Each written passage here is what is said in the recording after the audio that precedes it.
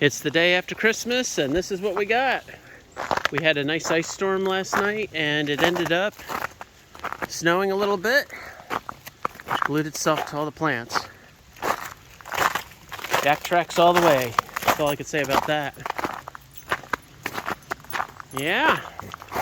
That's what she looks like. 26th of December, 2021. That's the dog tie out. I keep that under there. And the rain comes down through here. So Chloe's like, oh, there's water here. Come on, dog. Gotta go for a walk. Anyway, I hope everybody's doing well. Did well here. Let's get some close-ups of nature's beauty here. That's a good amount of ice. I'd say quarter-inch almost on the upside and 1/8 inch on the bottom side. Oh, the dog's taking me this way. Okay. But yeah.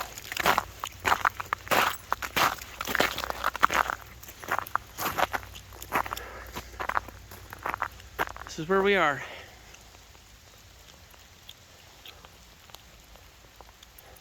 Winter wonderland, as they say. Have a good day.